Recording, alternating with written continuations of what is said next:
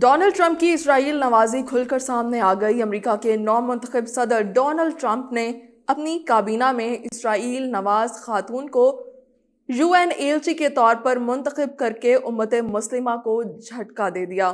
اسرائیل کی خود مختاری کے لیے ٹرمپ نے ایسی خاتون کو ایلچی بنا دیا جو ان کے راستے کی رکاوٹیں ختم کرنے میں کردار ادا کریں گی۔ کیا اسرائیل کی حامی خاتون کی تقرری سے گریٹر اسرائیل کی ترجمانی کرنا امریکی صدر کا اگلے 5 سال کا منصوبہ ہوگا؟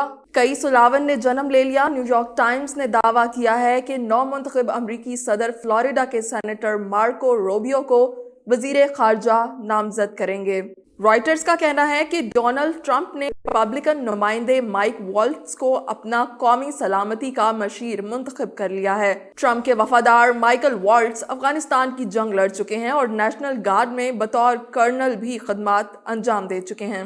مائیکل والٹز نے ایشیا پیسیفک میں چینی سرگرمیوں پر تنقید کرتے ہوئے کہا کہ امریکہ کو خطے میں ممکنہ تنازع کے لیے تیار رہنے کی ضرورت ہے۔ ایک تقریب میں مائک والٹز نے کہا کہ ٹرمپ اسٹیبلشمنٹ اور پینٹاگون میں بری عادتوں میں مبتلا افراد کے کام میں رکاوٹ ڈالنے والے ہیں۔ مائک والٹز ڈونلڈ رمز فیلڈ اور رابرٹ گیٹس کے لیے دفاعی پالیسی کے ڈائریکٹر بھی تھے، جبکہ اقوام متحدہ میں امریکی سفیر کے لیے اسرائیل کی حامی ایلس اسٹیفنک کا نام تجویز کیا گیا ہے۔ نیو یارک سے تعلق رکھنے والی اسٹیفنک ٹرمپ کے لیے یہودیوں سے فنڈ ریزنگ کرتی رہی ہیں۔ اسرائیل نواز ریپبلکن ایلس اسٹیفنک نے اس نامزدگی کو اپنے لیے اعزاز قرار دیا اور کہا کہ گزشتہ 4 سالوں میں کمزور امریکی قیادت کی وجہ سے یہود دشمنی عروج پر پہنچی ہے، جس سے امریکی قومی سلامتی کمزور ہوئی۔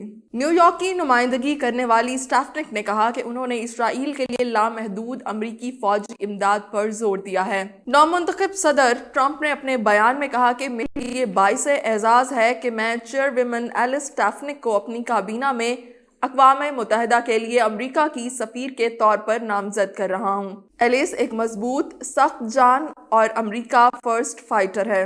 واضح ہے کہ اسٹیفنک نے غزہ پر اسرائیلی بمباری کے خلاف مظاہروں کی اجازت دینے والی یونیورسٹیوں کی فنڈنگ میں کمی کی دھمکی بھی دی تھی۔ اسرائیل کے انتہائی دائیں بازو کے وزیر خزانہ سموٹریچ کا کہنا ہے کہ ڈونلڈ ٹرمپ کا انتخاب 2025 میں مقبوضہ مغربی کنارے پر اسرائیلی خود مختاری کو لاگو کرنے کا ایک موقع ہے۔ اپنے اتحادی معاہدے کے ایک حصے کے طور پر آباد کاروں کے لیے وزارت دفاع کا نگران کا کردار بھی رکھتے ہیں۔